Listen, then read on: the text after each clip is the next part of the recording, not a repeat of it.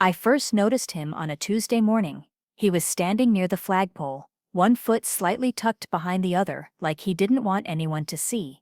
But I saw the cracked heels, the bruises, the dirt. No shoes. In a school of squeaky sneakers and neon laces, he stood out. Kids whispered as they walked past him. Some stared, others laughed in that way. Kids do when they don't understand something. I was the assistant principal, so I was used to seeing all kinds of things. But bare feet, that was new. His name was Malik. He was quiet. The kind of quiet that makes you look twice, not because he was shy, but because it felt like he carried something heavy. Something most kids his age shouldn't have to. "Where are your shoes, Malik?" I asked him gently during lunch. He shrugged. "Don't like wearing them." That was all he said. Then he went back to eating his peanut butter sandwich like nothing was wrong. But something was. By the third day of bare feet, the teachers started talking. Some said he was being defiant. Others thought he was looking for attention. One even joked about sending him to the nurse for foot inspection. But I couldn't laugh. There was something about the way Malik walked, like every step hurt a little. But he still kept going. I called his mom. No answer. I sent a note home, no reply. So I made a decision. I would follow him home, not to scare him, not to get him in trouble, but because sometimes the only way to understand someone is to walk the road they walk, even if it's barefoot.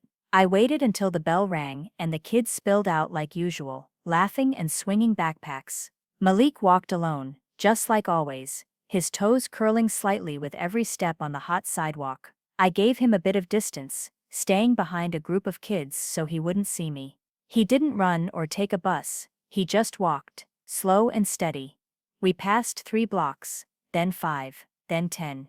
He crossed streets without hesitation, not bothering to look for cars, like he knew this path by heart. And the whole time, still barefoot. Every time he stepped on a pebble, he flinched just a little, but he never stopped. Not once, not even when the sidewalk ended and turned into gravel. My chest tightened. I had sneakers on, and still felt the sharpness under my feet. He didn't complain, he didn't cry, he just kept going. After almost an hour, we reached a small run-down apartment building tucked behind a row of trees. The paint was peeling, the stairs creaked, but Malik climbed them like he always had. He opened the door with a key he pulled from his backpack. I waited until it shut behind him. I stood there a while. That's when I knew. This wasn't about refusing to wear shoes. This was about not having them. The next morning, I knocked on Malik's door. It was early. Sunlight hadn't fully climbed over the buildings yet. I didn't know what I was going to say, but I knew I had to say something. After a few moments, the door opened just a crack. A woman peeked out. She had tired eyes, the kind you get from too many nights of not sleeping enough. Her hair was pulled back in a messy bun, and she wore a faded work shirt with the name Cora stitched on the front. "Yes?" she asked, voice soft. "I'm Mr. Jennings," I said. "Assistant principal at Oak Ridge Elementary.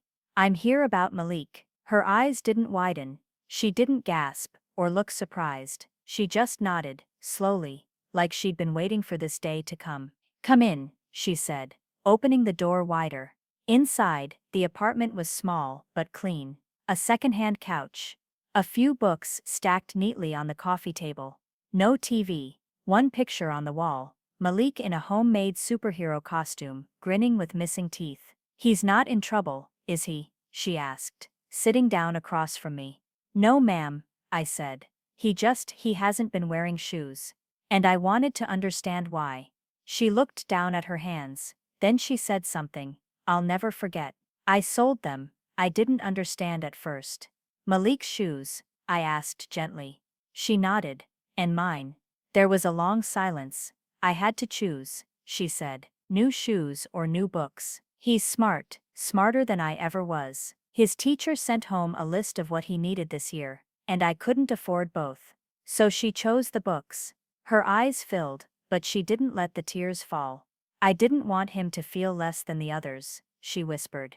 "I didn't think anyone would notice his feet. I didn't think it would matter. But it did." I sat there quiet. What do you say to a mother who gave up her own comfort so her child could read? Who walks to work in worn-out socks, because she believes in her son more than she believes in getting by. She didn't ask for anything, not pity, not help, not even understanding. She just needed someone to see her. "I'm sorry," I finally said, but even those words felt too small. She shook her head. "Please don't be. I'm proud of him. He never complains. Not once." She looked over toward the bedroom door, where I could hear soft footsteps, Malik getting ready for school. "He told me he didn't mind walking barefoot," she said. Said the books were more important. And that's when I realized the truth. Malik wasn't trying to stand out, he was trying to protect his mother. By saying nothing, he was shielding her from the looks, the questions, the judgment. He was carrying more than a backpack. He was carrying her love, in silence. I stood up. "Would it be all right if I helped?" I asked. She blinked. "Help? How?" I smiled. "Let me take care of the shoes. That's all. No one has to know. Just one pair, for him, and maybe one for you too." She hesitated, then finally she nodded. "Okay," she whispered. The next day, I brought a shoebox to school. Nothing flashy, just a regular box, with plain black sneakers inside. Sturdy ones. The kind that could handle long walks and gravel roads. The kind a boy could run in, jump in, and maybe even forget they were there. I left it on Malik's desk, before the bell rang. No note, no name. I wanted it to feel like a quiet gift, not a spotlight. When Malik walked in, and saw the box, he paused. He didn't touch it right away, he just stared. Then he slowly lifted the lid. He looked at the shoes, like they were made of gold. His fingers ran over the laces. The rubber soles, the soft inside padding. He didn't say anything, but I saw it. That tiny smile. It wasn't loud or excited, it was small, soft. The kind of smile you give when you feel safe for the first time in a long while. He slid them on like they were always his. They fit perfectly, and that day, for the first time, Malik didn't curl his toes on the sidewalk. He didn't flinch when he stepped on the ground. He walked out of school, with his head just a little higher. And I followed from a distance, like I had before. But this time, I didn't see a boy trying to hide his feet. I saw a boy walking tall in shoes that told a quiet truth. He was seen, he was loved, he mattered. The change in Malik was quiet, but real. He still sat near the back of the classroom. He still didn't say much. But now, when the teacher asked a question, his hand went up, not fast or loud, just enough to show he was ready. And when kids looked at his shoes, they didn't laugh anymore. Some even asked where he got them. He'd just shrug and say, "They showed up." Sometimes, the best stories don't need too many words. That week, I had a meeting with the staff. I told them part of the truth, not names, not details, just enough to remind them that not all struggles are visible. Sometimes, kids don't wear shoes because they're stubborn, I said. But sometimes, it's because they don't have a choice. Nobody laughed after that. In fact, something unexpected happened.